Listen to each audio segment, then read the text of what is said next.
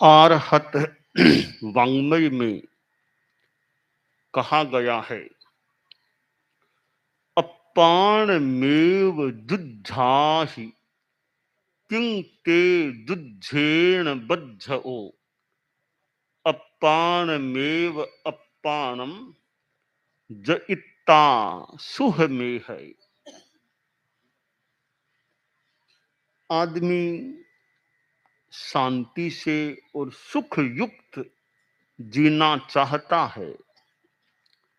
आदमी ही नहीं और प्राणी भी जिनके पास मन है सामान्यतया सुख चाहते हैं। सब्बे पाणा परमाहम्या, दुख से दूर रहना चाहते हैं और सर्व दुख मुक्ति प्राप्त हो जाए वह तो परम स्थान होता है। सर्व दुख मुक्ति, जहां आठों ही कर्म नहीं रहे, वैसी मुक्ति जो मोक्ष की स्थिति होती है। और मोक्ष की प्राप्ति परम पद की प्राप्ति होती है,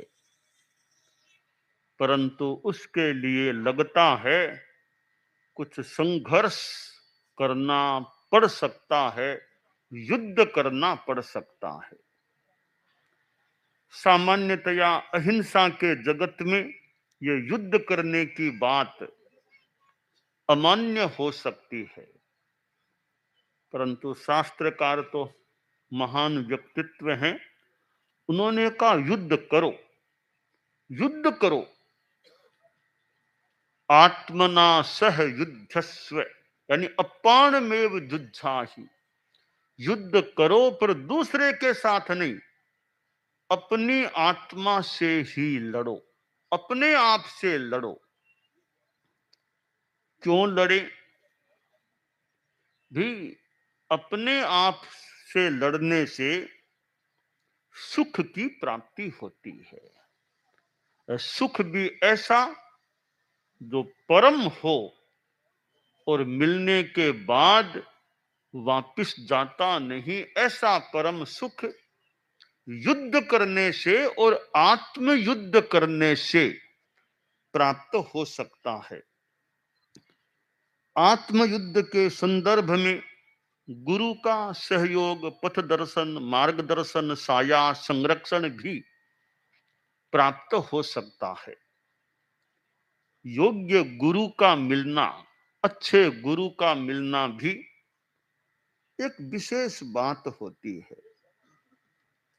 और गुरु अपने अपने तरीके से शिष्यों का निर्माण करने का प्रयास कर सकते हैं। और कहीं इतिहास में देखें तो गुरु अप्रसन्नता भी प्रकट कर देते हैं। गुरु अपने शिष्यों के प्रति कभी कभी इतिहास को देखें तो अप्रसन्नता या थोड़ी सी कड़ी दृष्टि का भी प्रयोग कर लेते थे। और थोड़ी कड़ाई के संदर्भ में उदाहरण देना हो तो भारमल जी स्वामी और मोजीराम जी स्वामी का उदाहरण ज्यादा अनुकूल बैठ सकता है। परम पूज्य कालूगणी और मुनिश्री पृथ्वीराज जी स्वामी का उदाहरण ज्यादा अनुकूल बैठ सकता है, क्योंकि वे हमारी संघीय परंपरा के उदाहरण हैं और हमारे इतिहास में जिनका उल्लेख वर्णन भी प्राप्त किया जा सकता है। आचार्य भिक्षु थे, ऐसा लगता है मोटा मोटी उनका मुनिकाल तो था ही नहीं। उनकी जो सिद्धांत मान्यता परंपरा थी, उनका तो मूल आचार्य काल ही लगभग रहा होगा, ऐसा लगता है।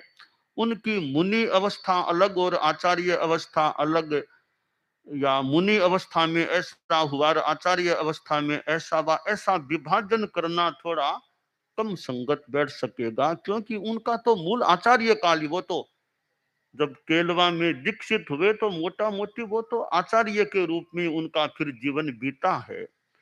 किसी ने उनको उत्तराधिकारी भी नहीं बनाया। भगवान महावीर और आचार्य भिक्षु में अनेक बातों की समानता है। भगवान महावीर को किसी ने उत्तराधिकारी नहीं बनाया, वो स्वयं तीर्थंकर बन गए। तो आचार्य भिक्षु को भी किसी पूर्ववर्ती आचार्य ने अपना उत्तराधिकारी नहीं बनाया। हुआ तो संघ ने, फिर भी साधुओं ने मिलकर जो भी हुआ हो, कोई आचार्य ने उनको उत्तराधिकारी नहीं बनाया। तो उनका तो मोटा मोटी आचार्य काल ही लगता है। मुनि अवस्था और आचार्य अवस्था, यो दो विभाग। और तो आचार्यों के, और तो उत्तरवर्ती आचार्य भिक्षु के उत्तराधिकारियों के दो विभाग बन सकेंगे कि ये आचार्य महाप्रज्ञ जी के मुनि काल में ऐसा हुआ, आचार्य काल में गुरुदेव तुलसी के मुनि काल में यह घटना घटी, आचार्य काल में यह घटी। परंतु आचार्य भिक्षु का यो दो विभाग थोड़ा कठिन लगता है। मुनि अवस्था की यह घटना और आचार्य काल की है, क्योंकि वो तो अपने सिद्धांत मान्यता जो उन्होंने स्वीकार की, उसमें वे संभवतः मुनि रहे ही नहीं थे, वे तो आचार्य के रूप में मोटा मोटी रहे थे। तो हम अप्रसन्नता की भी कोई बात करें और उदाहरण दें तो तेरा पंथ की परंपरा में भारमल जी स्वामी और मोजीराम जी स्वामी का एक उदाहरण बहुत सटीक बैठ सकता है। और परम पूज्य कालूगणी और मुनिश्री पृथ्वीराज जी स्वामी का उदाहरण भी काफी फिट बैठ सकता है। यहां तक मोजीराम जी स्वामी जब आने वाले थे तो भारमल जी स्वामी ने संतों को इंगित दे दिया कि वो आ रहे हैं, उनको वंदना नहीं करना है। और वो आए तो संत आमतौर से बाहर से आए तो संत जाएं, थोड़ा बोझ भार उठा ले ले। संत ने तो बोझ लेते हैं उनका, ने उनको वंदना करते हैं। कितनी कड़ाई! एक आने वाला अतिथि, यानी बहुत कुछ समय के बाद साधु आ रहा है, गुरु ये एक तो सामने भेजे, ये तो कहीं की बात, उल्टा के आए तो न बोझ लेना उनका, न उनको वंदन करना। ये भारमल जी स्वामी ने अपनी मानो अप्रसन्नता प्रकट इस रूप में कर दी थी, और मोजीराम जी स्वामी को एहसास कराने का प्रयास किया कि तुमने कुछ प्रमाद या गलती कुछ की है। इसी तरह कालूगणी ने, पृथ्वीराज जी स्वामी जब आए तो कालूगणी को लगा कि कहीं इनकी भूल हुई है अनुशासन में, तो कालूगणी ने भी, वो आए तो थोड़ा कड़ा रुख दिखाया, ऐसा लगता है। तो यह प्रसन्नता, वो अपने अपने इतिहास में ये बातें हमें मिलती हैं। मुख्य बात है कि आचार्यों का, गुरुओं का पथ दर्शन जो मिले, शिष्यों को अनुशिष्टि मिले, संरक्षण मिले, और उसके द्वारा शिष्य आत्मयुद्ध में सफलता की दिशा में आगे बढ़े। क्योंकि निर्माण के लिए कहीं कहीं वो कड़ाई को भी एक सहायक तत्व माना जा सकता है। कभी कभी शांति के लिए, अहिंसा के लिए, अच्छे के लिए भी कुछ कड़ाई का उपयोग करना पड़ सकता है। जैसे प्रशासन होता है, पुलिस आदि लोग हैं, वे कभी कड़ाई करते हैं। वे कड़ाई करने का उनका मूल उद्देश्य भी शांति रहे, शांति भंग न हो। इसलिए शांति को बनाए रखने के लिए, शांति भंग न हो, इसलिए वे कुछ कड़ाई का भी प्रयोग कर सकते हैं। उस कड़ाई का साध्य लक्ष्य है वो शांति, यानी कि हिंसा होता है। तो न्यायाधीश कोई फैसला थोड़ा कड़ा भी दे सकता है, पर कड़ा फैसला देने के पीछे मूल उद्देश्य व्यक्तिगत द्वेष नहीं नहीं होकर के कि भी न्याय क्या है, न्याय के अनुसार सजा क्या मिलनी चाहिए, उसके अनुरूप वे अपना कर्तव्य निभाते हैं। ये एक न्यायाधीश का कर्तव्य होता है। तो कड़ाई है, कड़ाई का मूल लक्ष्य है व्यवस्था अच्छी रहे, निरपराधता रहे। और आगे दूसरे इस प्रकार की गलती करने से संकोच रखें, तो कई बार साध्य बहुत शुद्ध होता है। उस साध्य के लिए जो तरीका काम में लिया जाता है, तो गुरु का साध्य तो है शिष्य का निर्माण हो, शिष्य का विकास हो। तो उस साध्य के लिए कई बार इतिहास में जैसा देखते हैं, कड़ाई का उपयोग भी गुरु करते हैं कि भाई इसका विकास होना चाहिए, प्रमाद से यह दूर हो जाए। तो साध्य क्या है, लक्ष्य क्या है, यह बहुत ही एक महत्वपूर्ण बात होती है कि आदमी किस लक्ष्य से क्या काम करता है। एक डॉक्टर है, डॉक्टर है, मरीज को देखता है, वो देखा कि इसको तो इंजेक्शन लगाने की जरूरत है, तो इंजेक्शन लगाया जा रहा है। इंजेक्शन लगाने से थोड़ी सी वेदना भी मरीज को हो रही है, थोड़ी सी वेदना, थोड़ी पीड़ा हो रही है, और डॉक्टर को लगा ऑपरेशन जरूरी है। तो ऑपरेशन करने से और ऑपरेशन के बाद में भी कुछ पीड़ा, कुछ तकलीफ मरीज को हो सकती है। डॉक्टर जानता है कुछ पीड़ा होने वाली है, वो पीड़ा को जानते हुए भी वैसा करता है। डॉक्टर का लक्ष्य क्या है? लक्ष्य मरीज को पीड़ा देना नहीं है, लक्ष्य मरीज को स्वस्थ बनाना है। तो लक्ष्य अच्छा है तो उसके लिए थोड़ी पीड़ा भी वो देनी होती है, देनी पड़ती है। उस थोड़ी सी पीड़ा के द्वारा बड़ी पीड़ा से डॉक्टर मरीज को मुक्त करने का प्रयास करता है। डॉक्टर ऑपरेशन करने के लिए पेट को भी चीर देता है, पेट को खोल देता है, परंतु पेट को खोलने का लक्ष्य क्या? इसको गड़बड़ी को निकालना है, गांठ आदि को निकालना है, ठीक करना है। तो डॉक्टर का लक्ष्य साध्य है मरीज को स्वास्थ्य प्रदान करना। और मरीज भी कितना विश्वास करता है डॉक्टर को, अपने शरीर को एक बार सुपुर्द करके, भले डॉक्टर बेहोश करेगा कुछ भी, कितना विश्वास होता है। तब इस प्रकार मरीज डॉक्टर को अपना शरीर चिकित्सा के लिए अर्पित कर देता है। दुनिया में विश्वास का भी बड़ा महत्व होता है। अब डॉक्टर का लक्ष्य है मरीज को स्वास्थ्य प्रदान करना। अब एक डाकू है, वो भी किसी का पेट खोल देता है, छुरा घोंपता है, पेट को भेद देता है, छेद देता है। अब डॉक्टर ने भी पेट को खोला है और डाकू ने भी पेट को खोल दिया, पर दोनों के साध्य में कितना बड़ा अंतर है। डाकू का साध्य वह नहीं है कि मैं इसको स्वास्थ्य, वो तो उसको मारना चाहता है। तो क्रिया में समानता होने पर भी साध्य क्या है, वो बहुत बड़ी चीज होती है। तो गुरु जैसा इतिहास में वो कड़ाई भी की है या करते हैं, की है, तो उनका साध्य यह हो कि शिष्य का निर्माण हो, शिष्य प्रमाद से मुक्त रहे, अच्छे मार्ग पर चले। और उस प्रयोग से जब शिष्य प्रमाद मुक्त हो जाता है, तो मानो वो गुरु के द्वारा दी गई दवाई सफल हो जाती है। तो यह निर्माण करना और आत्म युद्ध में आगे बढ़ना, कि आत्म युद्ध में आगे बढ़ना है तो अप्रमाद का सहारा लेना होगा। उसके बिना आत्म युद्ध में कठिनाई हो सकती है। प्रमाद काम का नहीं।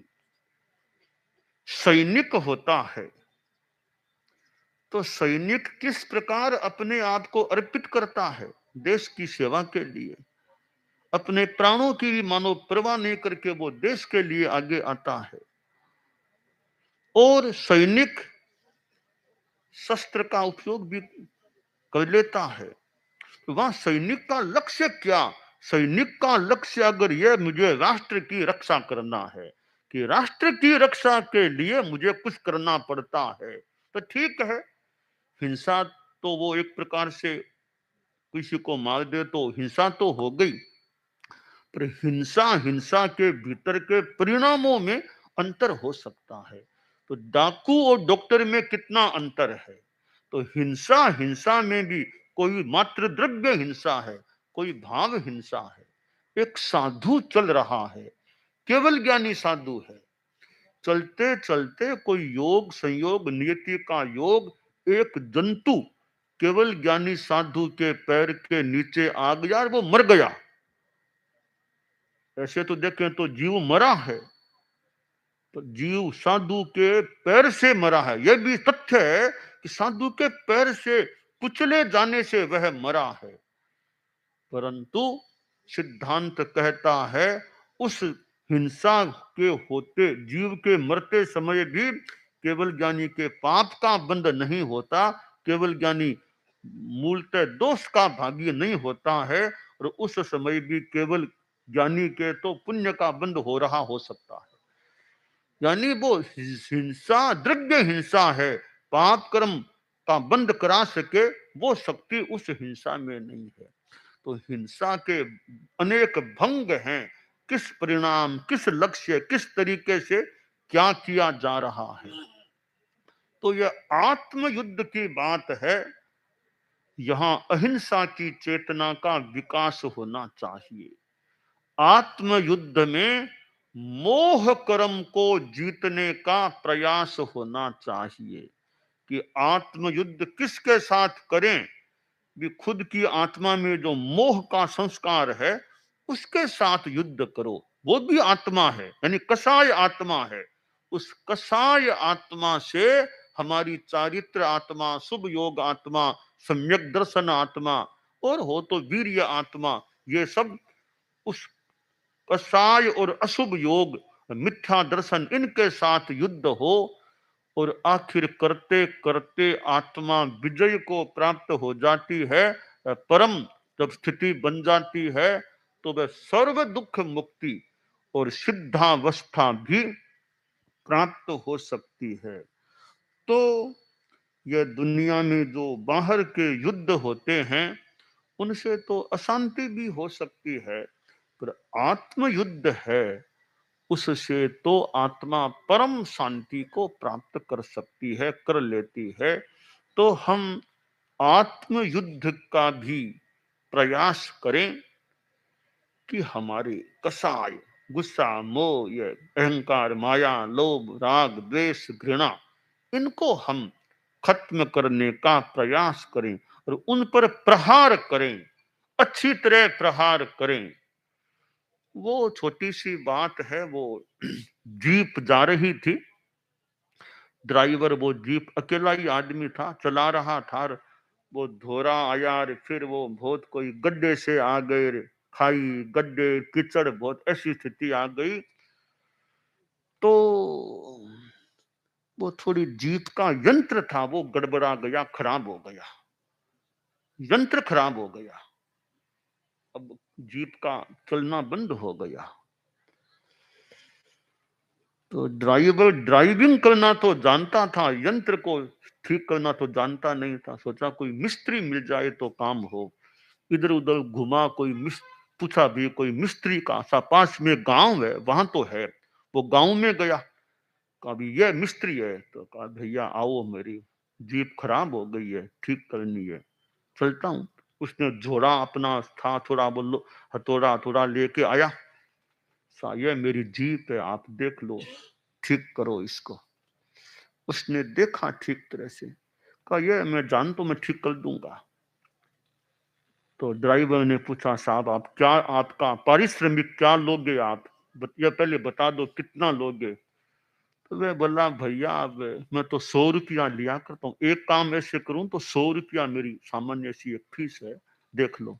नहीं दे दूंगा, ये जंगल का मामला, आप काम तो कराना ही, आप कर दो, मैं 100 रुपये दे दूंगा। तो ठीक है। अब वो जो मिस्त्री था उसने अच्छी तरह देख लिया। अब झोले में से एक हथौड़ी, छोटी सी हथौड़ी निकाली, वो ठीक जगह पर चोट लगाई, जीप स्टार्ट हो गई, एकदम ठीक हो गई। तो ड्राइवर ने कट्ठे मन से 100 का नोट निकाला, तो लो भैया, उसने 100 का नोट ले लिया। ड्राइवर बोला भैया ठीक है, पहले मैंने जबान दी थी तो 100 रुपये मैंने दे दिए हैं, पर तुमने मेरे साथ न्याय नहीं किया, न्याय नहीं किया। क्यों सा, मैंने कौन सा अन्याय कर दिया?